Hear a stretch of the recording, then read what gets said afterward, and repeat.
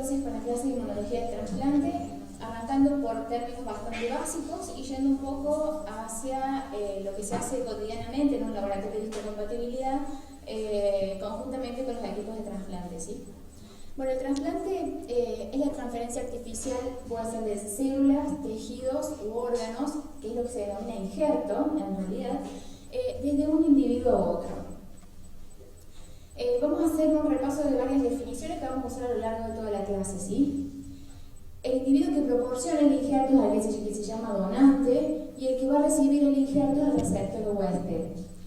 Cuando el injerto se coloca en la posición anatómica normal es lo que se denomina un trasplante ortópico, que es el caso de los ejemplos que están puestos allí, como lo es corazón, hígado o pulmón.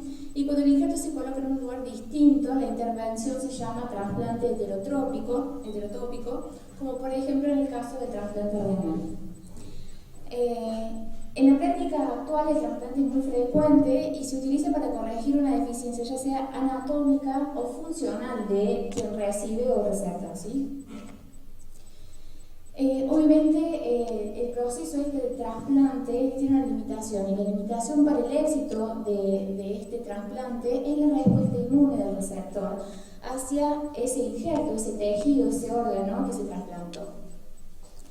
Esto tiene una historia en donde el primer planteo se llevó hace varios años, donde se intentó sustituir la piel alterada de pacientes que se habían quemado y le quisieron reemplazar esa piel quemada por piel de donantes que no estaban relacionados a ese receptor.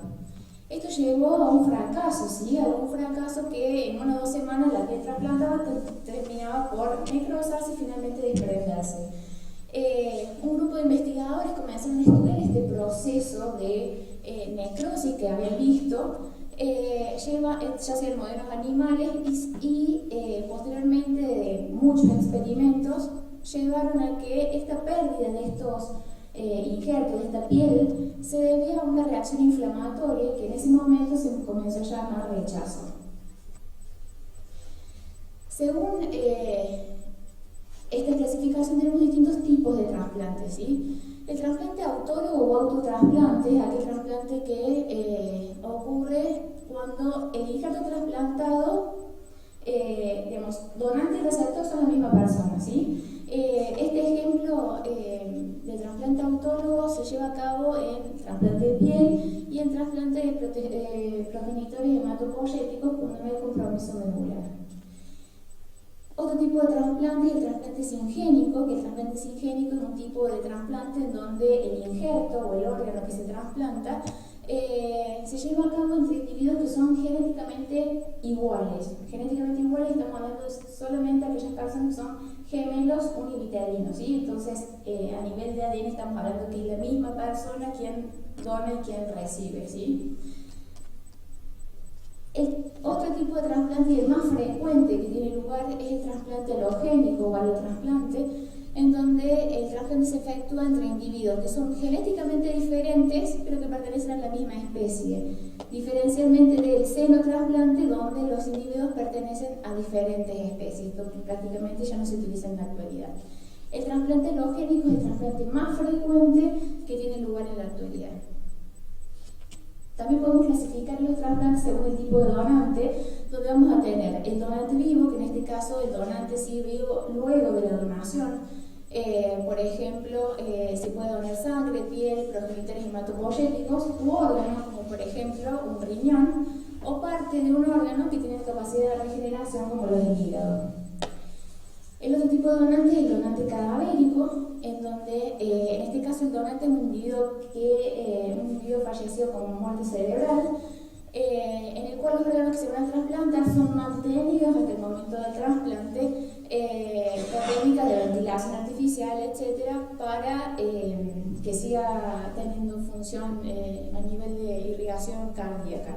Los trasplantes que se hacen en Argentina son todos trasplantes que se llama corazón batiente, no se hace corazón parado, ¿sí?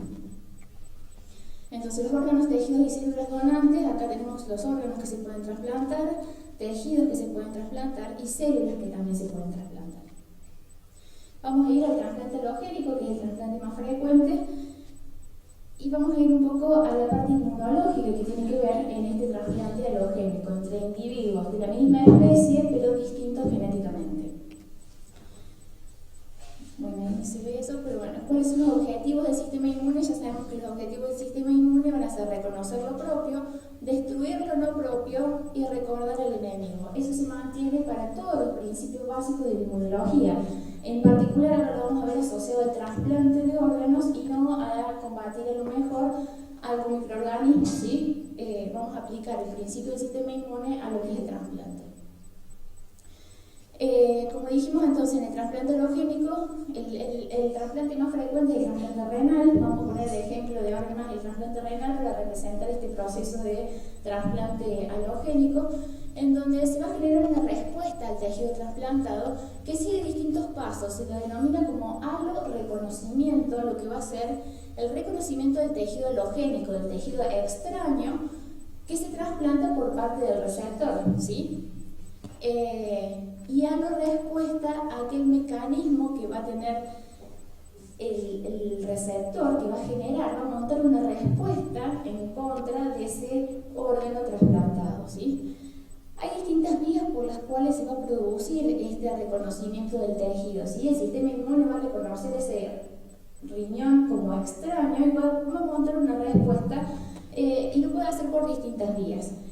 Antes de ir a ver cada una de estas vías involucradas a lo que va a ser ese reconocimiento del tejido extraño, vamos a hablar un poco de las moléculas que estén involucradas en lo que va a ser este reconocimiento y respuesta al tejido extraño.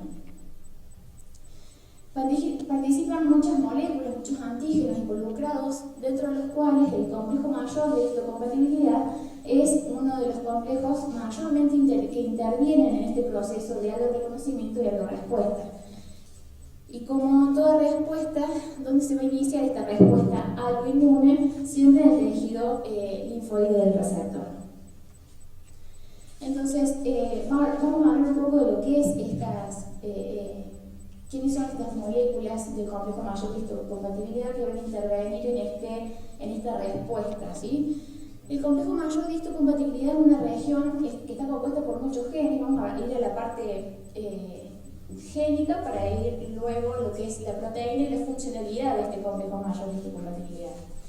Es una región que está formada por muchos genes y es una de las más polimórficas dentro del genoma humano. Polimórfica quiere decir que tiene múltiples variantes y que está ubicada en el brazo corto del cromosoma 6. Tiene un montón de genes, pseudogenes, y en el nombre es lo que recibe el nombre de HLA, ¿sí? Estamos diciendo que son sinónimos complejo mayor de histocompatibilidad con HLA, simplemente que en el humano se le da el nombre de antígenos leucocitarios humanos, la sigla HLA que seguramente ya todos saben. En el ratón, que es la especie donde más se ha estudiado todo esto del trasplante y del rechazo, también tiene su nombre este sistema que se llama H2 y está en el cromosoma 17, simplemente a modo informativo. En cuanto a la organización a nivel de los genes, este complejo mayor de histocompatibilidad que está en el cromosoma 6, esta es la primera parte del cromosoma, acá estaría bien cerca de lo que es el centrómero y telómero, acá en este otro extremo. Están todos los genes que van a codificar para estas moléculas que van a tener una función, ¿sí? Entonces acá tenemos todos los genes de clase 2 y los genes de clase 1 que se llaman los genes clásicos de clase 1, el HLA-A, HLA-B y HLA-C, y los no clásicos son los que se denominan como por ejemplo HLA-E, J, H, etc. Dentro de la región de clase 2 están los genes que van a codificar para las moléculas clásicas, que son el HLA-DR, HLA-DQ y HLA-DP, ¿sí? Esto a nivel de genoma, estamos hablando de ADN, acá están todos los genes que se van a transcribir y traducir para finalmente tener el producto funcional que va a ser la proteína. Este complejo mayor de histocompatibilidad o HLA tiene la particularidad que se hereda de una manera en particular, que es a través de un bloque o un haplotipo, lo que se denomina haplotipo. El tipo de herencia es codominante según las leyes mendelianas, y codominante se refiere a que tanto los productos que un individuo hereda de su madre como de su padre se van a expresar todos, ¿sí? La mejor forma de entender cómo se hereda este complejo mayor de histocompatibilidad es a través de un ejemplo que me parece como más fácil, donde podemos ver que esta madre tiene un bloque y otro bloque, y este padre tiene también dos bloques, en donde los bloques se heredan tal cual así, ¿sí? De esta manera, como bloque, y no se producen este tipo de intercambios, ¿sí? Esto simplemente a modo de ejemplo, el A2 con el B7 y el DR11 van juntos y no cabe la posibilidad de que el A2 vaya con el B18 y el 13, ¿sí? El haplotipo A sería este bloque que se puede combinar con un haplotipo C de papá o D de papá. Así tenemos las combinaciones AC o AD, BC o BD. Entonces, cuando estamos buscando algún grado de compatibilidad, siempre vemos que entre hermanos de la misma madre y mismo padre, vamos a tener alguna chance de que compartan algún bloque o haplotipo. Por ejemplo, estos dos hermanos compartirían el haplotipo A, ¿sí? Comparten el B, o que no compartan nada siendo hijos de misma madre y mismo padre, como sería el caso del AD con el ejemplo del BC, por ejemplo. Son hermanos y la compatibilidad es nula. A nivel de nomenclatura, este sistema, este complejo mayor de histocompatibilidad, se lo nombra como HTA porque es la región del gen, que es dentro del cromosoma 6, nos extrapolamos a lo que es la ubicación de los genes. B, que es el locus en particular, podemos tener habíamos recordado los clásicos ABC, DR, QDP. En este caso, el ejemplo que puse es un ejemplo de un B. El asterisco, bueno, es una nomenclatura que se ha hecho por biología molecular, etc. Y esto nos está diciendo el grupo de variantes que tiene el paciente, ¿sí? Es la variante en particular del paciente. Se habla de lo que es a nivel de trasplante entre compatibilidad o incompatibilidad, que habitualmente es más frecuente hablar de incompatibilidad que de compatibilidad, ¿sí? Entonces, la compatibilidad es lo que habitualmente se dice match, y la incompatibilidad o disparidad entre una persona y otra a nivel de las moléculas de histocompatibilidad es lo que se denomina mismatch. En este caso, la definición según Inkukai, que es nuestra fuente, se denomina como cero mismatch, o sea, cero incompatibilidad, a todos los antígenos de histocompatibilidad que se encuentran en el donante, que están presentes también, son compartidos por el receptor. En este caso, también me pareció más fácil explicarlo con un ejemplo, donde tenemos un receptor y tenemos un donante, en donde podemos ver cuál es la diferencia a nivel de estas moléculas de histocompatibilidad que hay entre uno y otro, ¿sí? Entonces, en el primer ejemplo vamos a ir a ver el mismatch, que es lo más fácil de ver, en donde podemos ver que acá la diferencia antigénica es 1 a nivel de, porque el A2 es compartido por ambos, entonces el mismatch es 1, entonces tenemos que es 1 a nivel de A. En el ejemplo del locus B podemos ver que el receptor es 835, el donante 718, o sea que no están compartiendo nada, la compatibilidad no existe compatibilidad a nivel de locus B, o sea que el mismatch es 2, o sea, los dos antígenos son distintos entre ambas en la pareja. Y a nivel de DR vemos que tanto receptor como donante tienen los mismos, o sea que la compatibilidad es excelente a nivel de locus DR, entonces diríamos que el mismatch o la incompatibilidad es 0, ¿sí? Entonces si preguntan una pareja donante-receptor, ¿tiene buena compatibilidad o incompatibilidad? Y bueno, lo que hacemos es fijarnos en esto, en comparar el HLA de uno y de otro y sacar estas diferencias para ver el grado de incompatibilidad. Generalmente se utiliza este último y decimos finalmente que tiene 3 mismatch. Esta pareja tiene 3 mismatch. ¿Puede ser donante de riñón? Sí, puede ser donante de riñón. ¿Sí? Después voy a explicar a otro nivel lo que sería el siguiente paso, que es la búsqueda de anticuerpos, pero a nivel de trasplante renal no se necesita una compatibilidad del 100%, ¿sí? En el caso del trasplante de progenitores hematopoyéticos o trasplante de médula ósea, se necesita un 100% de compatibilidad, ¿sí? O sea que el mismatch debería ser 0 en A, 0 en B, yo puse ABDR nomás, pero 0 en A, 0 en B, 0 en C, 0 en DR de QDP, ¿sí? Todo esto estuvo asociado a lo que es los genes en particular, cómo se nombran, cómo se describen y cómo sería la organización a nivel de genes. El producto funcional de esos genes se van a transcribir y van a llegar a traducirse para expresarse en la membrana de la célula como proteína. Y estas son las moléculas, ¿sí? Estas son las moléculas del complejo mayor de histocompatibilidad, que son las que efectúan, tienen una función, ¿sí? Entonces, las moléculas de clase 1, ABC, son estas que tienen esta conformación, que están formadas por una cadena polipeptídica, que es la cadena alfa, que se nombra así como alfa 1, dominio alfa 1, alfa 2, alfa 3, y este es el sitio de anclaje de la membrana de la superficie celular con una cola citoplasmática. Las moléculas de clase 2 difieren de las moléculas de clase 1, están formadas por dos cadenas polipeptídicas, una alfa, que es esta que viene acá, que también se nombra desde el N terminal como alfa 1, alfa 2, dominio de transmembrana y cola citoplasmática, y beta 1, beta 2, dominio de transmembrana y cola citoplasmática. ¿Cuál es la función de estas moléculas? Alojar péptidos. Alojar los péptidos que van a ser presentados a los linfocitos, ¿sí? Entonces, la capacidad que tiene esta molécula de histocompatibilidad de presentar ciertos péptidos le confiere ciertas características. No cualquier péptido puede ser presentado por las moléculas de clase 1, y al igual que las moléculas de clase 1, las de clase 2 van a alojar el péptido en este sitio también, y los péptidos que van a ser presentados por las moléculas de clase 2 también tienen ciertas particularidades. Esa sería la estructura, y lo que no dije es que las moléculas de clase 1 están formadas por esta cadena polipeptídica y la beta 2 microglobulina, que no está codificada dentro del cromosoma 6, sino que está en otro cromosoma.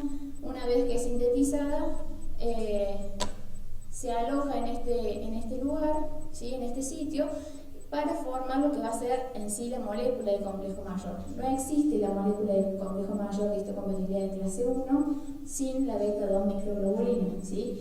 La conformación estable de cada una de estas moléculas a nivel de la superficie de la célula es cadena polipeptídica anclada, beta 2 microglobulina y el péptido. Si no hay péptido, no hay molécula de histocompatibilidad sobre la superficie celular, ¿sí? Lo mismo para clase 1 que para clase 2. Necesitamos cadena alfa, cadena beta y péptido siendo presentado, porque si no, esta conformación no es estable y no se expresa en la superficie de la célula. Simplemente para esto lo vamos a ver como bastante rápido. Las moléculas de clase 1 alojan péptidos que son mucho más pequeños que los péptidos de clase 2. Las moléculas de clase 2 alojan péptidos mucho más grandes que tienen hasta 20 aminoácidos, mientras acá alojan péptidos más chicos. Esto tiene extremos. Las moléculas de clase 1 van a formar como una especie de bolsillo cerrado, mientras que las de clase 1 van a tener extremos abiertos. Y bueno, simplemente para mostrar cómo se aloja el péptido en lo que va a ser las moléculas de clase 1 y clase 2. Estas moléculas, esas estructuras que acabamos de ver de las moléculas de clase 1 y las de clase 2, no se expresan en todos los lugares. O sea, el punto sería, las moléculas de clase 1, o sea, A, B, C, se van a expresar en todas las células nucleadas del organismo, ¿sí? En todas las nucleadas. Y la expresión coordinada, eso se refiere a que tanto el HLA A, B como C se van a expresar todos al mismo tiempo. No es que hay una expresión diferencial, se expresa solo el A y no se expresa el B o no se expresa el C. La expresión coordinada quiere decir que todas las moléculas se van a expresar sobre la superficie celular al mismo tiempo. Los antígenos de clase 2 se expresan en las células que participan en la respuesta inmune, células presentadoras de antígenos, sobre todo células dendríticas, macrófagos y linfocitos B. Y también se van a expresar todos al mismo tiempo. DR de QDP van a expresarse al mismo tiempo sobre la superficie celular. Y este sería el evento final para ver el contexto y la función de estas moléculas como proteínas ya, que acá tenemos las moléculas de clase 1, que la molécula de clase 1 acá tenemos la cadena polipeptídica, la beta 2 microglobulina y el péptido, que van a tener como función presentar ese péptido al linfocito TCD8, ¿sí? Un péptido, o sea un microorganismo, derivado de microorganismo, derivado de algún órgano, o sea, un péptido al linfocito TSD8, mientras que las moléculas de histocompatibilidad de clase 2, formadas como habíamos visto por las cadenas alfa y beta y el péptido, van a tener como función presentar ese péptido a los linfocitos TCD4.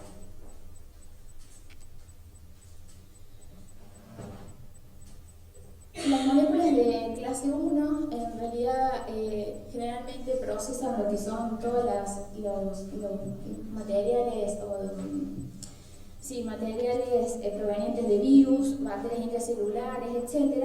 Todo lo que tenga origen intracelular van a ser más encargadas las células. Gracias. Las moléculas de clase 1 van a procesar todos esos péptidos que tengan un origen endógeno, ¿sí? Intracelular. Todo lo que esté dentro de la célula que tenga que ser presentado para activar el sistema inmune, las encargadas de hacer esta tarea van a ser las moléculas de histocompatibilidad de clase 1. Y las moléculas de clase 2 van a ser aquellas encargadas de presentar todos los péptidos que tengan origen exógeno, ¿sí? Porque si recordamos, las moléculas de clase 2 se expresan en todas las células que tienen capacidad fagocítica, ¿sí? Entonces tienen la capacidad de tomar algún antígeno desde el medio, procesarlo y presentarlo a los linfocitos TSD4.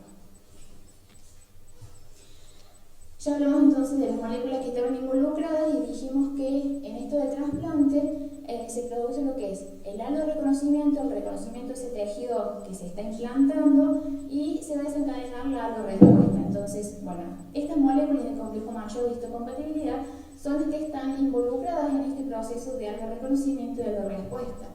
Entonces, volviendo a eso, dijimos que había 3 vías por las cuales se podía producir este reconocimiento del tejido u órgano. La primera de las vías es la vía de alorreconocimiento directa. Esta vía de alorreconocimiento va a involucrar a la célula presentadora de antígeno del donante y al linfocito inmune del receptor.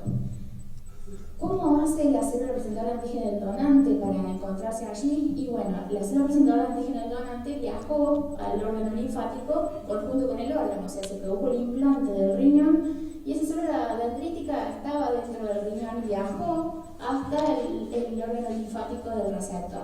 Es allí donde se va a encontrar con el sistema inmune, ¿sí? Entonces va a desencadenar esta primera respuesta, esta respuesta directa, que es una de las respuestas que ocurre más tempranamente luego del trasplante, ¿sí? Teniendo en cuenta que la viabilidad de esa célula presentadora de antígeno que fue con el órgano es limitada. No podemos hablar de un reconocimiento directo a los 3 meses de trasplante, estamos hablando de un reconocimiento temprano. Entonces, la vía directa va a involucrar la presentación de los antígenos intactos del donante, porque esta célula está intacta del donante que está presentando péptidos continuamente, y va a activar el sistema inmune del receptor, ya sea los linfocitos TCD4 como CD8, a través de las moléculas del complejo mayor de clase 1 y de clase 2. Esta es una célula presentadora de antígeno y es una célula nucleada, o sea, estamos hablando que hay expresión de moléculas de clase 1 y de moléculas de clase 2.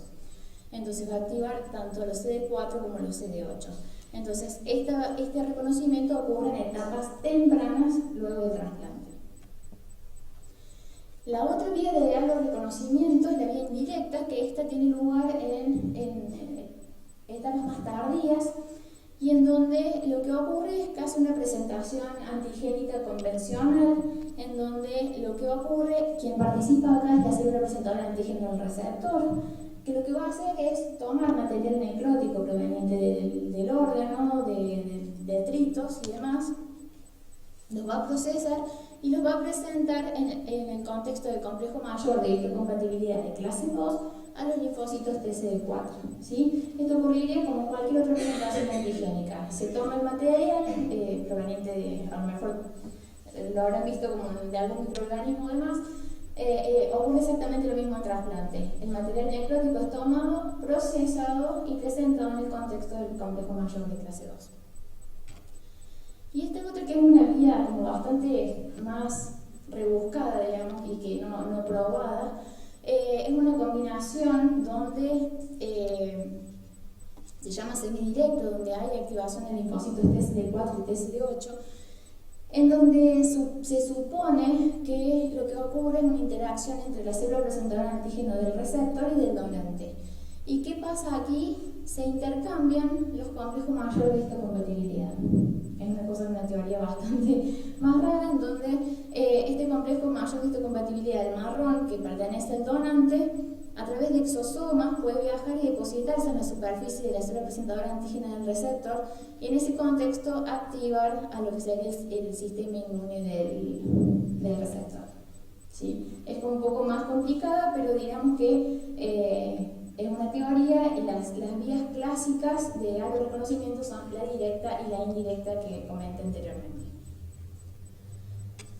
¿Cómo contribuyen estas vías? Bueno, entonces la presencia de la célula presentadora de antígeno del donante va a indicar que la respuesta directa es vigorosa en el periodo post-trasplante temprano, eso es lo que decíamos, ¿sí? Pues necesitamos una célula presentadora de antígeno del donante viable que haya ido con el órgano.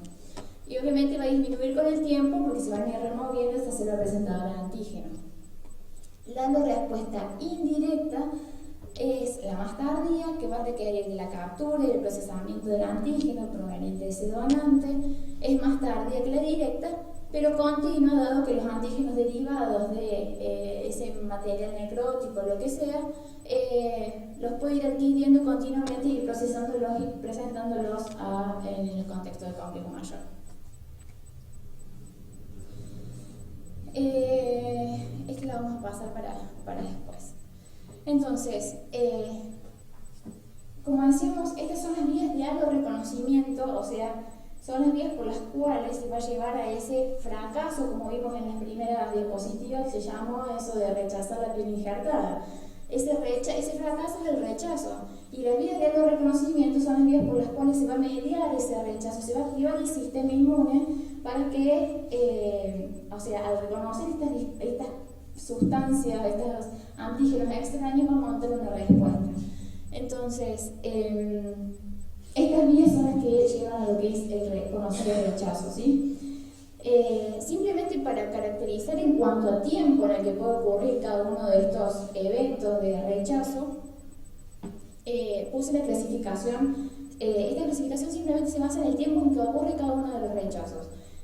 Las vías que utiliza el sistema inmune son las vías que acabamos de ver, ¿sí? Pero estos son los tiempos en los que pueden ocurrir, y lo que vamos a ir incorporando un poco más también es no solamente las células presentadoras de antígenos del receptor, del donante y activar el sistema inmune, van a ser, digamos, no solo las células son las responsables del rechazo, ¿sí? Las células son las encargadas también de producir anticuerpos, que también van a ser los que van a intervenir en algún otro tipo de rechazo, o lo que se denomina rechazo mediado por anticuerpos o rechazo moral, ¿sí? Entonces, en cuanto a tiempo, el rechazo se clasifica en hiperagudo, acelerado, agudo y crónico. El rechazo hiperagudo es el que ocurre inmediatamente luego del trasplante y se ha erradicado, ya no existe el rechazo hiperagudo, dado que existen los laboratorios donde los laboratorios de histocompatibilidad, que lo que se encargan es de asegurarse que el paciente no tenga ningún tipo de anticuerpo que pueda producir el rechazo inmediato de ese órgano, ¿sí? ¿Qué tipo de anticuerpos? Anticuerpos contra el donante, anticuerpos donante específicos, anticuerpos de tipo anti-HLA, ¿sí? El rechazo acelerado generalmente es el rechazo que ocurre ante un segundo trasplante, y generalmente es porque ese órgano, o sea, ese segundo órgano que se está trasplantando, comparte ciertos determinantes antigénicos con el primero, generalmente. Entonces el sistema inmune, si recordamos, tenía memoria, y lo que hace es montar una respuesta mucho más rápida, porque este antígeno ya lo había visto en el órgano anterior, ¿sí? Entonces la respuesta que va a montar va a ser acelerada. Eso es lo que se denomina un rechazo acelerado. El rechazo agudo es el que puede ocurrir días o semanas luego del trasplante, es mediado por linfocitos T, bueno, en su conjunto con lo que va a ser citoquinas, monocitos, etc. Y el crónico es el que ocurre meses o años luego del trasplante, y el mecanismo por el cual ocurre el rechazo crónico es no lo suficientemente claro porque hay factores inmunológicos y no inmunológicos que se van a ir sumando en esta línea de tiempo que va a llevar al rechazo crónico y que la suma de los factores van a ser responsables de este rechazo crónico, ¿sí? Factores no inmunológicos, pensando en el tiempo de isquemia que ocurre entre la relación del implante, bueno, factores asociados a virus que puede contraer el paciente inmunosuprimido, etc., ¿sí? E inmunológicos como la compatibilidad HLA entre la pareja donante-receptor, la presencia de anticuerpos en el paciente, anticuerpos preformados anti-HLA, etc. Entonces el rechazo hiperagudo, que yo dije que ya no existe porque se hacen los estudios pertinentes antes del trasplante, ocurría y lo que generaba era básicamente luego de la perfusión del órgano, una pérdida inmediata del órgano por trombosis, ¿sí? Se produce una hemorragia de oclusión trombótica en la circulación debido a la presencia de anticuerpos que ya tenía el paciente. Esos anticuerpos podían ser de tipo ABO o de tipo anticuerpos antimoléculas del complejo mayor de histocompatibilidad. Ahora, obviamente, todos los pacientes tienen tipificado grupo y factor y todos los pacientes van a trasplante sabiendo si tienen anticuerpos específicos anti-HLA contra ese donante, ¿sí? Entonces, esas serían las causas que llevaban el rechazo hiperagudo. Eso es lo que se ve ahí a nivel microscópicamente. Bueno, lo que ya dije que es muy infrecuente este tipo de rechazo. El rechazo agudo, hay una injuria vascular y parenquimatosa del injerto. El rechazo agudo puede ser mediado por células T, o puede ser un rechazo mediado por anticuerpos. En este caso, el rechazo mediado por células T, que es lo que se denomina como rechazo agudo celular, podemos tener linfocitos T, CD4 activados, donde hay una lisis directa de lo que va a ser la célula del injerto, o a través de los linfocitos TCD4 que van a reclutar, van a ser a producir citoquinas, se van a encontrar en medio que van a reclutar y activar células inflamatorias, que es una causa de necrosis del tejido. O existe también la posibilidad del rechazo mediado por anticuerpos, que es lo que se denomina un rechazo humoral, en donde tenemos anticuerpos preexistentes. O sea, este tipo de rechazo, los anticuerpos preexistentes pueden estar en bajos títulos, y también puede ocurrir que luego del trasplante se generen anticuerpos de novo, porque como dijimos en el ejemplo anterior, para el trasplante renal necesitamos 100% de compatibilidad, ¿sí? Estamos trasplantando dos individuos que tienen disparidades antigénicas a nivel del complejo mayor de histocompatibilidad.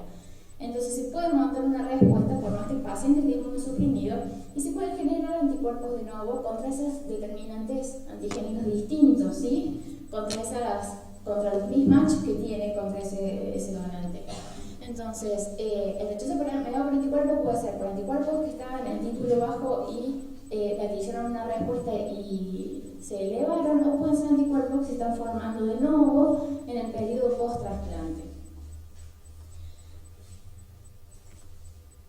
Acá tenemos dos fotos donde vemos un rechazo celular y el rechazo mediado por anticuerpos, que generalmente la forma de determinar el rechazo mediado por anticuerpos mediante la biopsia es con inmunohistoquímica, con detectar la presencia de C4 en la biopsia, y ahora también se están dosando anticuerpos donante específicos mediante ciertas metodologías que yo les voy a mostrar para tratar de detectar el daño o la presencia de esos anticuerpos circulantes antes que el rechazo ya haya ocurrido a nivel del injerto, ¿sí? Entonces, yo creo que a veces se generan estos anticuerpos. Los anticuerpos anti-HLA se pueden generar por distintas vías. Las más importantes y generalmente por las cuales se sensibilizan la mayoría de los pacientes son a través de las transfusiones sanguíneas. Por más que sean de leucocitados, irradiados, etc., los pacientes se sensibilizan contra ciertos determinantes HLA, ¿sí? Los trasplantes previos son otra fuente de sensibilización porque el paciente se expone a diferencias antigénicas, mismatch con ciertos donantes. Y en el caso de las mujeres, los embarazos también son una fuente de sensibilización para la generación de anticuerpos anti-HLA.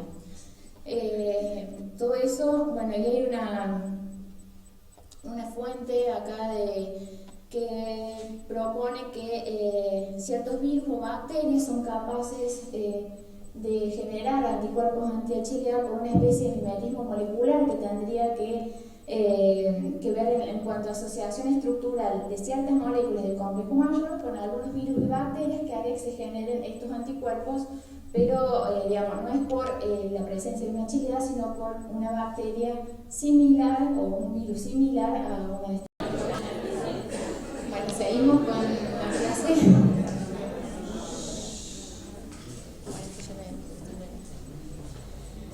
Este es el primer paper del primer reporte de rechazo, que es un paper reportado por Paul Terasaki en el año 1969, donde fue la primera evidencia de que los anticuerpos preformados contra los donantes parecían estar involucrados en lo que era una fuerte contraindicación para el trasplante, reportando casos de fallos inmediatos luego del trasplante en aquellos pacientes que tenían anticuerpos.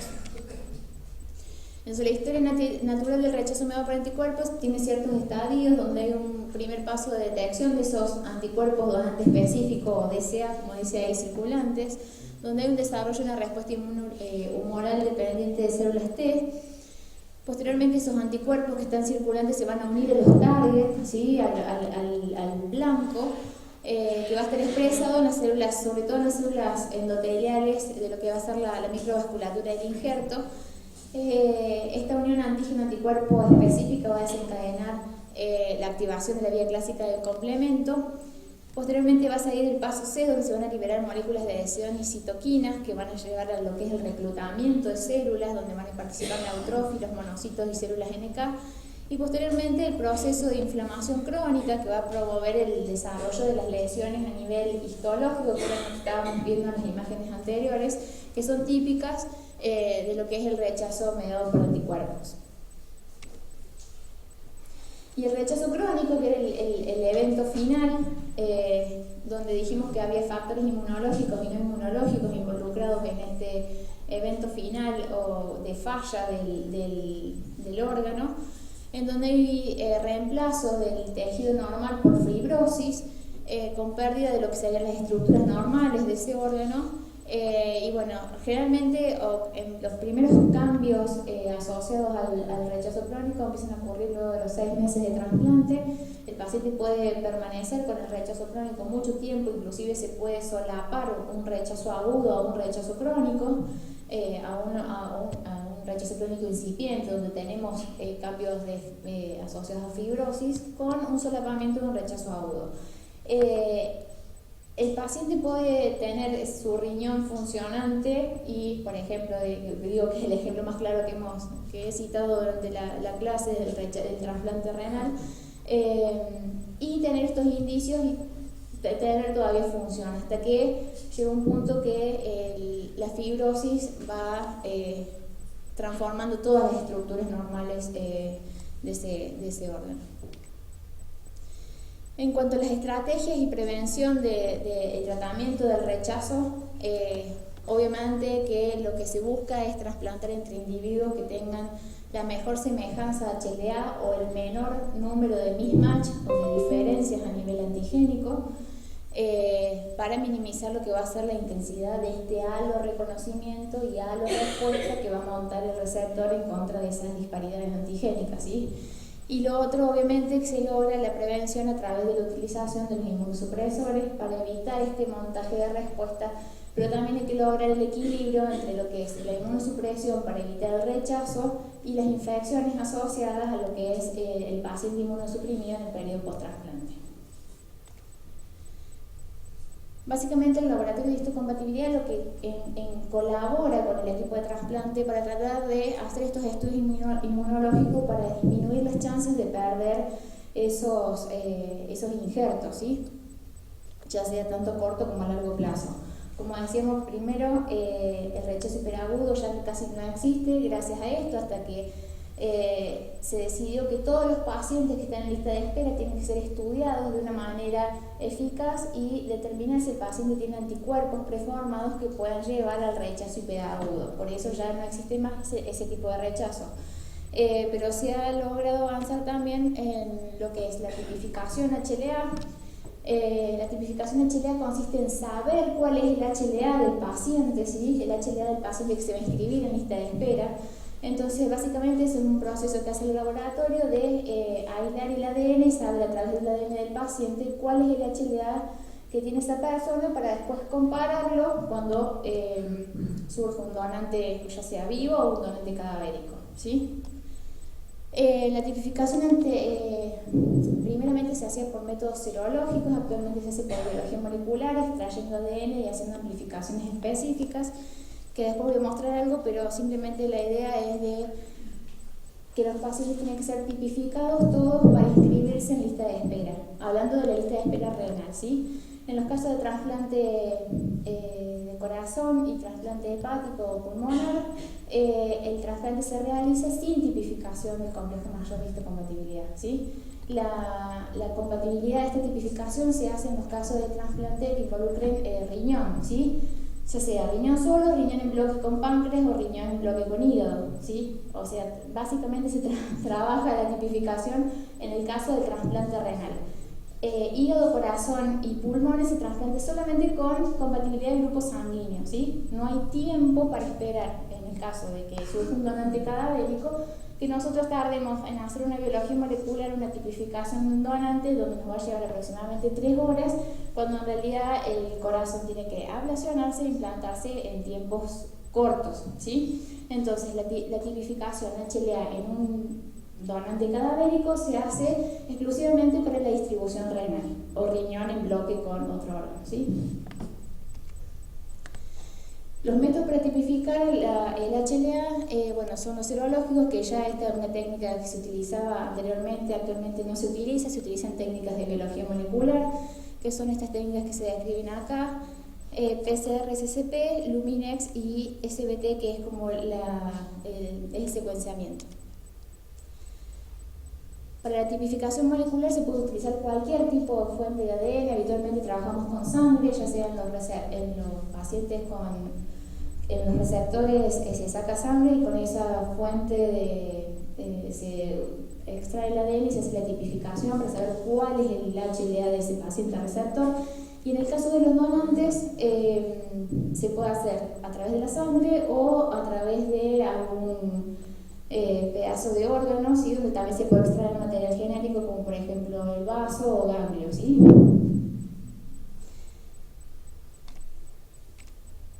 La tipificación molecular en lo que es los procesos de donación con donante cadavérico, se utiliza esta técnica que se llama SCP, donde se utiliza la PCR, que esta es una técnica bastante sencilla y lo que nos permite es tipificar un paciente en muy corto tiempo. En las distribuciones con donante cadavérico estamos hablando que estamos en contrarreloj en realidad, porque estamos tratando de tener los receptores ya están tipificados. El tema es el donante que surge en el momento del fallecimiento, de la muerte cerebral, tiene que ser tipificado para comparar hacer el cálculo del mismatch, como mostramos recién. Entonces esta técnica nos permite tener el HLA del donante en poco tiempo, ¿sí? Es una técnica bastante rápida, pero la desventaja es que tipificamos un solo paciente por vez. En la distribución de donante cadavérico lo que nos importa es el tiempo, entonces se utiliza habitualmente esta técnica. Estas otras técnicas se utilizan para generalmente cuando tipificamos los receptores que lo estamos por inscribir en lista de espera, donde hacemos tandas, en donde estas tecnologías permiten tipificar hasta 40 pacientes al mismo tiempo. No sé si ir demasiado a las técnicas o las pasamos como quieras. Esta es la técnica que se utiliza en los operativos de trasplante, donde es una técnica que se utiliza la biología molecular. Por cada una de estas placas se tipifica a un paciente para locus A, B y DR. La tipificación actualmente se hace solamente para esos locus a nivel según las exigencias de INCUCAI. Digamos, ¿por qué no tipificamos el locus C o el locus DP o DQ para operativo? porque en realidad dentro de las normativas tipificar los locus A, B y DR, y la distribución de los órganos se hace viendo los mismatch a nivel de A, B y DR, ¿sí? No de todas las moléculas clásicas. Básicamente lo que se ve en un gel de agarosa, que es acá hacemos la PCR, tenemos primer específico que nos van a decir cuál es el HLA del paciente. Esto se corre en un gel de agarosa mediante una correa electroforética, y lo que vamos a ver son las reacciones específicas que tiene ese paciente, este donante. Entonces vamos a ver, estas bandas se corresponden a, por ejemplo, el 1A más el 1B es un A24, el 1D con el 3B es un A3, entonces podemos de esta manera decir, en poco tiempo, en 1 hora y media aproximadamente, tenemos el resultado de la tipificación HLA de ese donante, y podemos ver que este donante es A24, A3, B27, B35, DR1, DR10. ¿Qué hacemos nosotros con esta información? Esta información es volcada a un informe donde se transmite el INCUCAI para que saque la lista de incompatibilidades, o sea, la escala de prioridades según el mismatch que tengan los eventuales receptores que están inscritos en lista de espera. Esta otra forma de tipificación es la que yo les comenté anteriormente, donde se pueden tipificar varios pacientes al mismo tiempo. Es una tecnología nueva que utiliza perlas, son perlas de poliestireno que son muy pequeñas, que tienen adheridos. Se le pueden adherir, o sea, si queremos buscar un anticuerpo, se le adhiere un antígeno. Si queremos buscar una secuencia de ADN, se le adhiere una secuencia de oligonucleótidos complementaria. Estas perlas tienen una particularidad, que cada una es distinta de la otra por composición. Tienen una composición única de un fluorocromo A y un fluorocromo B. Entonces cada una de estas perlas es distinta, lo que permite diferenciarlas. Esta tipificación se hace en un aparato que se llama Luminex, que es muy parecido a un citómetro de flujo. Y básicamente trabaja con dos láser, un láser que va a reconocer esa perla de composición única y el otro láser, que es el reportero, el que va a evidenciar alguna reacción positiva. Funciona como un citómetro de flujo porque se genera un flujo laminar donde en vez de pasar células por este flujo van a ir pasando esas perlas, y cada uno de estos láser va a incidir sobre la perla para determinar cuál es el HLA del paciente. Parece muy fácil, pero no es tan fácil, sino que sigue una serie de pasos donde primero se hace una amplificación específica, o sea, se hace una PCR, y después se revela esa reacción de amplificación, se revela qué es lo que va a ir finalmente al aparato para que estos dos láser discriminen cuál es el HLA del paciente. Es una PCR común, donde la única particularidad que tiene es que los primers que se utilizan, o los que van a permitir amplificar ese ADN, tienen una marca de biotina, que esto va a servir en el proceso de revelado para agregarle una streptavidina, que sea lo que va a emitir, adherido a una ficoritrina, va a brindar fluorescencia, que es lo que vamos a ver a nivel del Luminex, del aparato. Este es el software de análisis. No quiero demorarme demasiado en los detalles técnicos, simplemente mostrarles cómo nosotros inferimos el HLA a través de este sistema, donde nosotros podemos ver que dentro de todas las posibles variantes que tiene el paciente, este es un paciente que es A11 a 26, donde podemos ver acá la amplificación que hubo con los primers específicos y con la perla que pegó específicamente cada uno de esas posibles variantes, ¿sí? Si volvemos acá, no sé si quedó claro, luego de la amplificación esta con los primers marcados con biotina, el ADN se desnaturaliza, queda ADN simple cadena. Ese ADN simple cadena del paciente se va a incubar con las perlas. Las perlas tienen, más allá que tienen una composición única, tienen una secuencia complementaria única. Esta corresponde, por ejemplo, a la 2, esta a la 3, esta a la 68, por ejemplo. Entonces, el ADN del paciente va a pegar específicamente con aquella que sea complementaria a su secuencia. Y el marcado es esto que se realiza con la streptavidina y ficoritrina, que la ficoritrina va a permitir evidenciar, en este caso, esta reacción positiva de esta reacción negativa, ¿sí? que es lo que se ve ahí. Ahí tenemos un ejemplo de la tipificación de un locus A, y este es un ejemplo de tipificación DR, donde vemos que tenemos acá un paciente con DR4, DR12. Eso en cuanto a la tipificación, o sea, lo que hace el laboratorio es tipificar para poder inscribir a los pacientes en lista de espera y tipificar a los donantes para hacer la distribución de los órganos en el momento del proceso de donación.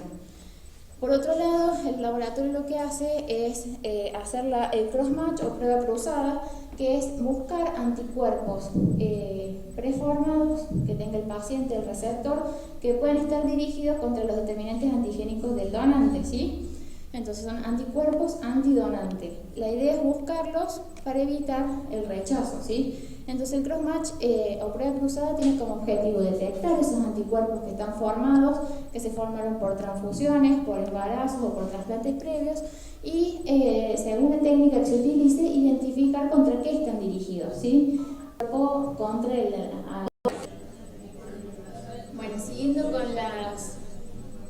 el objetivo del cross-match o prueba cruzada, que es detectar anticuerpos anti-HLA formados mediante transfusiones, embarazos o trasplantes previos. Hay distintas técnicas. Una de ellas es la citotoxicidad dependiente del complemento, o la técnica mediante ELISA. Mediante citometría de flujo y mediante Luminex se pueden detectar estos anticuerpos anti-HLA.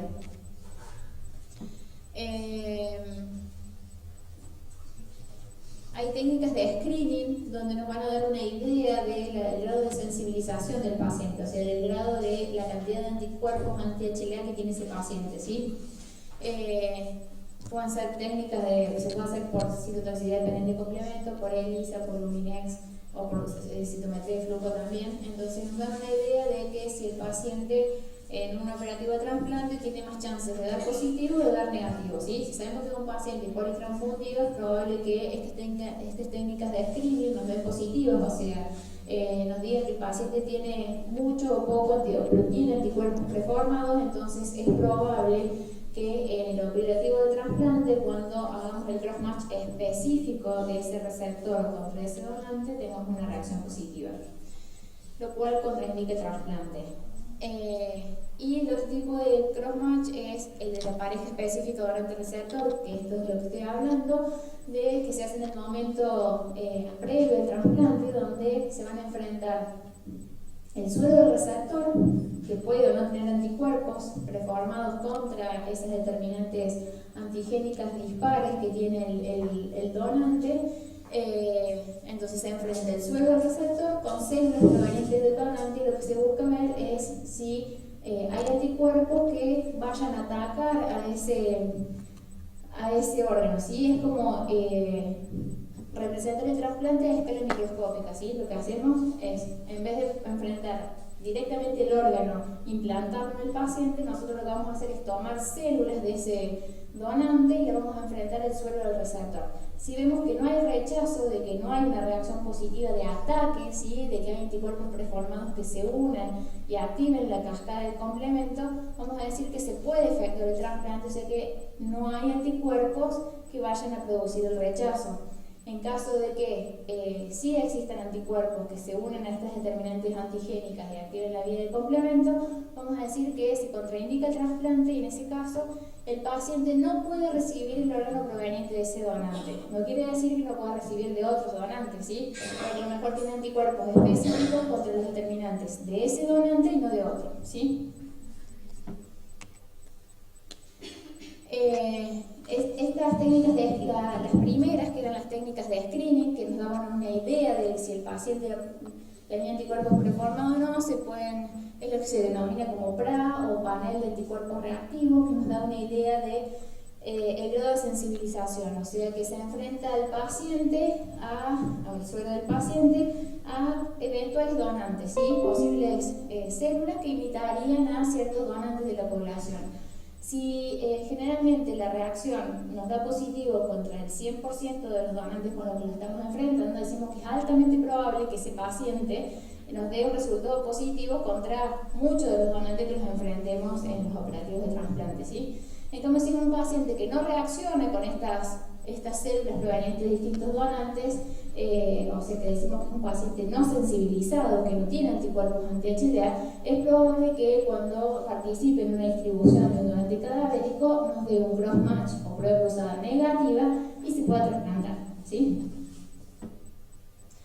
Generalmente estas técnicas de screening nos dan una idea del grado de sensibilización y se clasifican a los pacientes según el riesgo inmunológico en pacientes de bajo riesgo, aquellos que tienen un panel de anticuerpos reactivos inferior al 20%, de elevado riesgo a los que tienen más de 30% y a los hipersensibilizados, que son los que tienen muchos anticuerpos circulantes, los que tienen un PRA de más del 70%.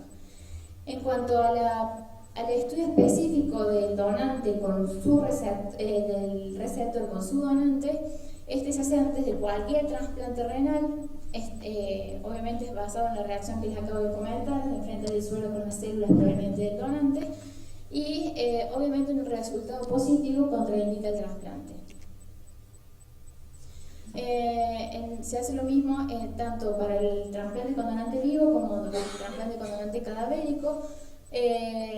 Nada más que la fuente de células que se puede utilizar en uno u otro varía, obviamente, porque en el donante vivo utilizamos sangre periférica, mientras que en el donante fallecido podemos utilizar sangre periférica, pero también podemos usar vaso o ganglio, donde generalmente cuando la sangre periférica pasa mucho tiempo desde que tenemos la muestra, por ahí preferimos trabajar con sangre o vaso, donde podemos obtener linfocitos viables para enfrentar el suero del receptor con esas células del donante, ¿sí?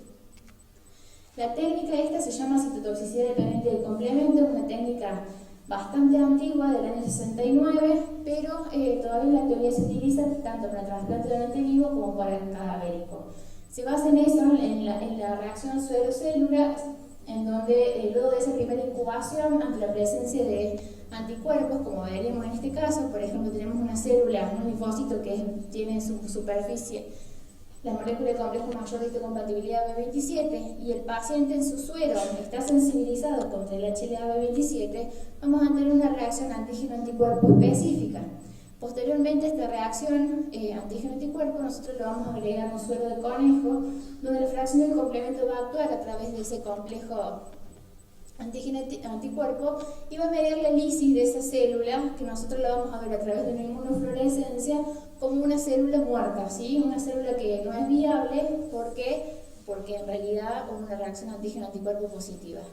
En el caso, este es un ejemplo de negativo, donde tenemos la misma célula, pero el paciente, en este caso, tiene anticuerpos, un paciente sensibilizado, pero no contra el B27, sino contra el B8, ¿sí? Entonces acá se produce una reacción, no hay una reacción antígeno-anticuerpo específica, por ende no hay fijación del complemento y la célula permanece viable.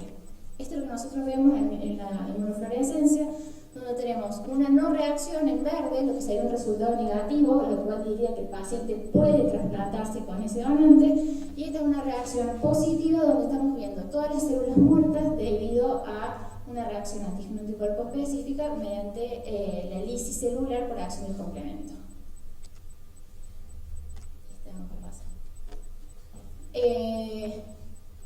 Tanto en los trasplantes con donante vivo como con donante cadavérico se produce la separación de los linfocitos T y B para dar un poco más de información acerca de cuál es el estatus inmunológico del paciente. ¿Para qué se hace esto? Y porque es una herramienta bastante útil en cuanto a que la expresión, como vimos, de las moléculas de clase 1 no es la misma que la expresión de las moléculas de clase 2. Las moléculas de clase 1 se expresan en todas las células nucleares del organismo, entonces vamos a tener, si tenemos una reacción positiva para linfocitos T,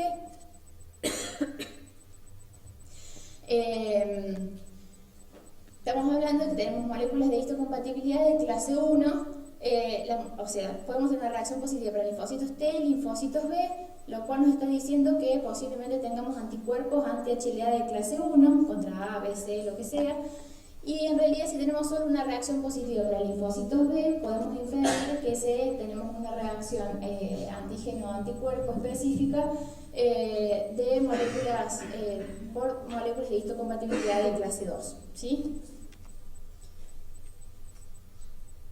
Bueno, y esta es una curva en la cual En cuanto a la sensibilidad de las técnicas de detección, yo hablé particularmente del CDC, que es la técnica que se utiliza todavía en estos momentos para el estudio de la pareja donante-receptor. También se puede hacer una citometría de flujo específico de la pareja donante-receptor y el Luminex, que sería el método más sensible para la detección de anticuerpos, que en este caso no se hace para la pareja donante-receptor, sino que lo que se hace, esta técnica se utiliza para screening de anticuerpos y para saber específicamente contra qué variantes el paciente tiene anticuerpos. Permite hacer lo que se denomina un crossmatch virtual, en donde, voy a pasar esto, permite hacer un crossmatch virtual porque la información que nos va a dar es específicamente decir, el paciente X tiene anticuerpos dirigidos contra el A2, A68, B14, entonces va a permitir que el trasplantólogo, en el momento de decidir si quiere trasplantar a su paciente contra un donante que tiene el A2 o el B14, lo que sea, va a hacer virtualmente, va a inferir que se puede producir una reacción positiva y de hecho lo va a descartar como posible donante. La técnica es básicamente la misma que se utiliza para la tipificación, en donde son las mismas perlas de poliestireno. En vez de agregar una secuencia de oligonucleótidos, se le agrega un antígeno. Eso está adherido, por ejemplo, si sería un antígeno X, una A2. Si el paciente tiene anticuerpos anti-A2, se va a producir la unión específica antígeno-anticuerpo. Posteriormente esto se va a revelar mediante el agregado de un anticuerpo secundario marcado con un fluorescente. Y lo que vamos a ver es, por ejemplo, bueno, vemos acá el ejemplo del B27 y del A2, se va a unir específicamente, entonces un láser va a incidir sobre la perla, va a identificar que es la perla 26 y el otro láser va a identificar el anticuerpo secundario con la marca fluorescente. De ahí se va a interpretar que el paciente tiene anticuerpos positivos contra el A2 y contra el B27. Obviamente se va a tratar de no trasplantar a este paciente con un donante que tenga esos antígenos. Que sería este nivel de resolución. Este es el PRA, que nos va a dar una idea del grado de sensibilización, y este es el antígeno simple o especificidad de anticuerpos, donde vamos a ver que el paciente tiene una 2 y lo que se informa no es representativo de un título, sino que es una intensidad media de fluorescencia que es proporcional a la cantidad de anticuerpo presente, ¿sí? No se denomina título, sino que es una medida de la intensidad de fluorescencia proporcional a la cantidad de anticuerpos. Si decimos que tiene 10.000, este paciente tiene mayor cantidad de anticuerpos A2 que de R4, por ejemplo, que tiene menor cantidad de fluorescencia, ¿sí? Bueno, y hay pacientes que tienen múltiples transfusiones y tienen muchísimos anticuerpos y es muy difícil llegar a acceder al trasplante debido a la presencia de estos anticuerpos, por lo cual se tienen que adoptar medidas de sensibilización mediante plasmaféresis, rituximab, etcétera, que hacen estos combos para tratar de que el paciente pueda acceder al trasplante, aunque aquellos pacientes que están sensibilizados contra moléculas de clase 2 son muy difíciles de desensibilizar. Bueno, yo creo que eso sería todo. No sé si tienen preguntas.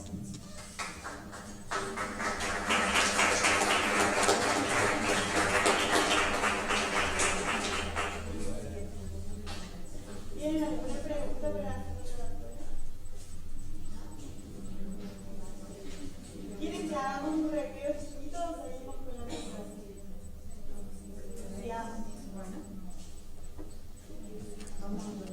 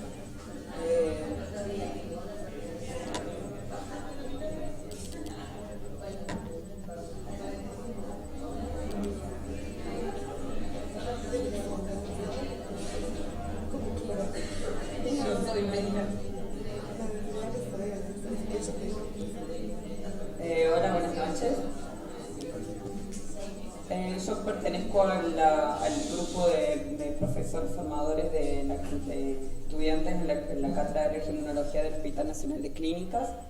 Lo que voy a dar es un pequeño caso clínico cortito que se debe pedir y cómo se pueden interpretar los resultados de un paciente que se presenta en una guardia con una situación alérgica. Es muy cortito, sé que están cansados, así que 20 minutos más o menos va a durar y nada más.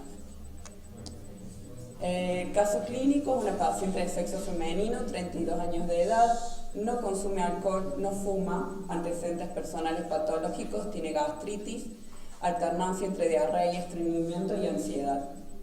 Antecedentes quirúrgicos no posee, alergias no, y medicación crónica toma omeprazol. Entre los antecedentes familiares, el padre tiene 72 años de edad, padece asma alérgico, diagnosticados en su niñez. Y la madre, 62 años de edad, celíaca, no presenta alergia y tiene episodios de gastritis no tratados. ¿Cuál es el motivo de su consulta? Consulta porque tiene urticaria, prurito, refiere sufrir episodios repentinos de hormigueos en las manos y cansancio aumentado. Refiere haber tenido un episodio de alergia con edema en rostro que se asocia a un tratamiento con antibiótico y que se dio con antihistamínicos. La paciente trae un laboratorio completo de rutina previo a la consulta. Lo importante de destacar que hay que observar en el caso de alergia en un laboratorio de rutina básico es la presencia o no de células de eosinófilos, lo que hablarían de una reacción alérgica crónica mediada por células, ¿sí? En este caso la fórmula era normal, no tenía aumento de eosinófilos, sí se veía que la paciente tenía una anemia crónica con los valores hematimétricos alterados, mientras que todo el resto estaba dentro de los rangos de normalidad para una mujer de su edad. La anemia se observaba en los valores de hierro y la saturación de la saturación de la ferremia. El ácido fólico estaba disminuido y mientras que el resto se encontraba en valores normales. ¿Qué diagnósticos podría referir esta paciente? Habría que evaluarlos. Primero, situaciones de alergia que pueden ser medicamentosas o alimenticias. Y también evaluar el perfil de alergias o al gluten o enfermedades o celiaquía debido a que venía con una madre que era celíaca, ¿sí? Es importante destacar que ahora ya no se habla solamente de enfermedad celíaca, sino que se hablan de 3 entidades completamente diferentes que están relacionadas con el gluten, que es la enfermedad celíaca, la alergia al gluten y la intolerancia al gluten no celíaco, ¿sí? ¿Cuáles son los datos clínicos y de laboratorio de la paciente que podrían hacernos referencia a que la paciente tenga un episodio alérgico? La urticaria y el prurito, el padre que es asmático y los episodios previos de la supuesta alergia que había cedido con el medicamento. ¿Cuáles son los que podrían hacer referencia de un trastorno en gluten? La anemia ferropénica, la deficiencia de ácido fólico, las alteraciones entre diarrea y estreñimiento, hormigueos en manos y cansancio, urticaria y la madre celíaca, ¿sí? ¿Qué estudios de laboratorio se deberían pedir para poder orientar a uno u otro de los diagnósticos posibles de esta paciente? Para poder evaluar el perfil alérgico de la paciente habría que pedir un conjunto de inmunoglobulinas. Es importante no solamente pedir la IgE, porque la paciente puede tener una deficiencia común variable, que eso no se sabe, no lo vamos a saber, y hay que descartarlo, y por eso no solamente pedir la IgE, lo ideal es pedir todo el combo de las inmunoglobulinas. Además también uno va a pedir todo el combo, porque si se le va a pedir el perfil celíaco hay que dosar sí o sí la IgA previo para asegurarnos que la paciente es deficiente de IgA y no tener un falso negativo con respecto al diagnóstico de celiaquía. En cuanto a los estudios para solicitar para hacer un estudio de celiaquía, se le pediría la IgA y la IgG total. Hay que recordar que si la paciente es deficiente de IgA, se le buscan los anticuerpos de tipo IgG para la celiaquía. Entonces también hay que evaluar el nivel de IgG de la paciente. Y pedir el combo que nosotros decimos el perfil celíaco, que son los anticuerpos tanto IgA como IgG, antigliadina, antitransglutaminasa, antiendomicio. Y además podríamos pedir una IgE específica para el gluten para poder evaluar lo que serían las alergias al gluten.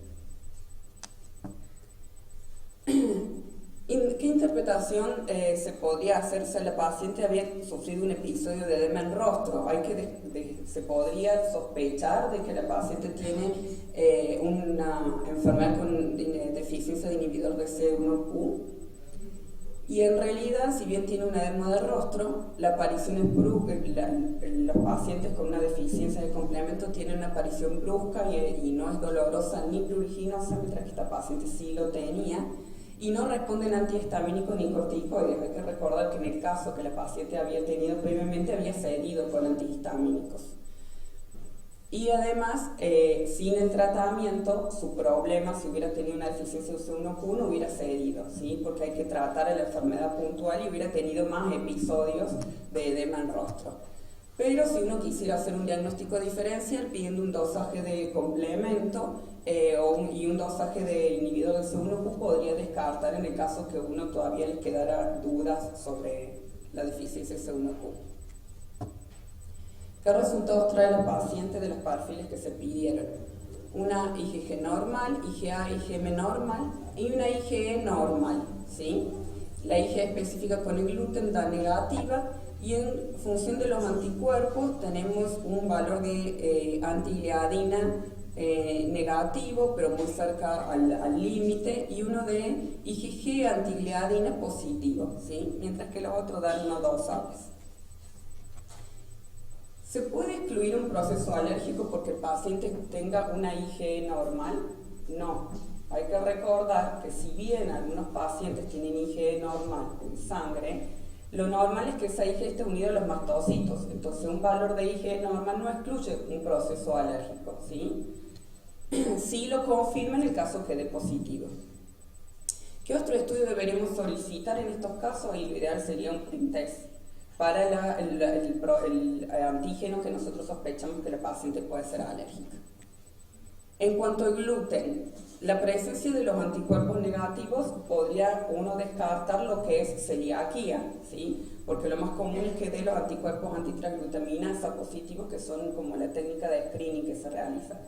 Sin embargo, en muchos casos los pacientes no tienen anticuerpos positivos, pero sí tienen el daño intestinal, y además pidiéndose un perfil de HLA se les da los perfiles de Q2 y de Q8 que son de celiaquía.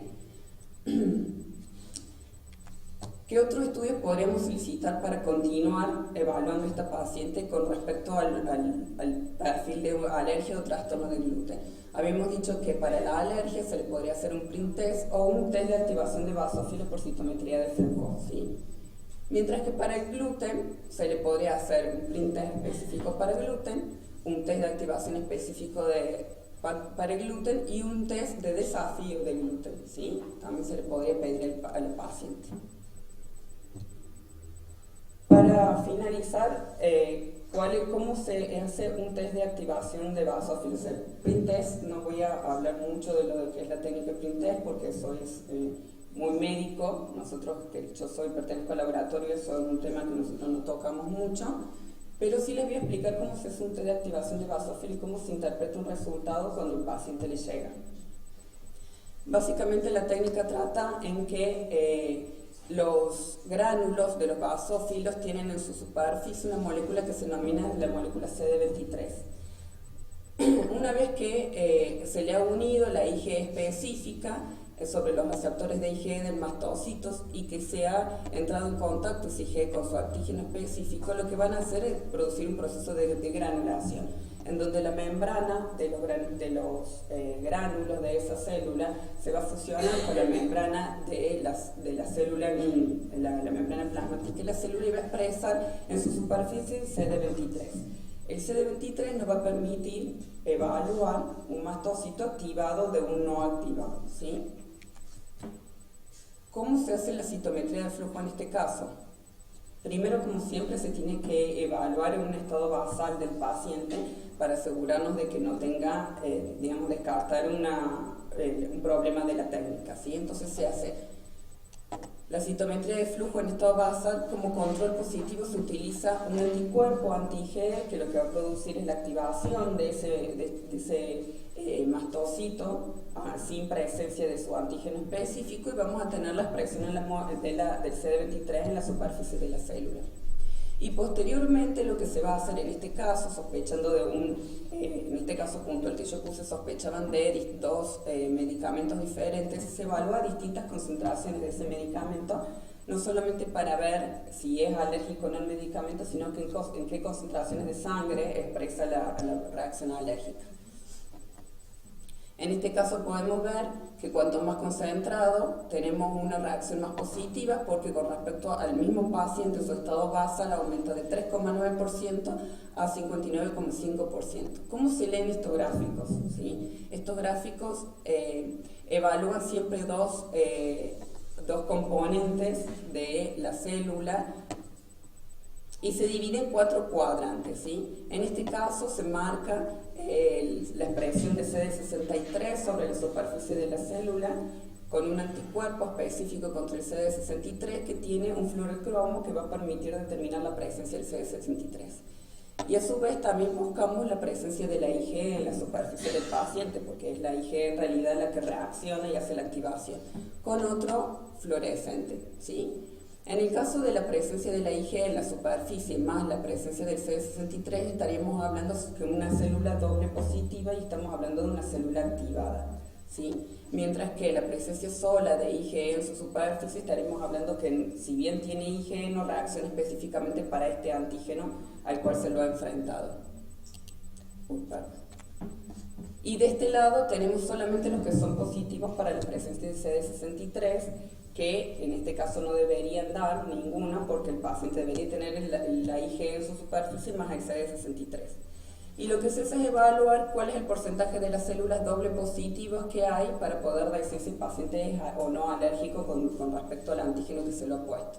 Y a su vez se lo evalúa en función del control positivo para asegurarnos que la técnica está funcionando, y en función del mismo paciente en un estado basal para ver la diferencia de las células doble positivas del mismo paciente antes y después del enfrentamiento contra el alérgeno.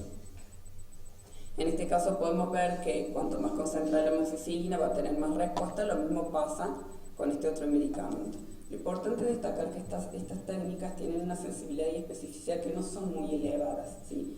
Lo ideal es acompañarlas del print test.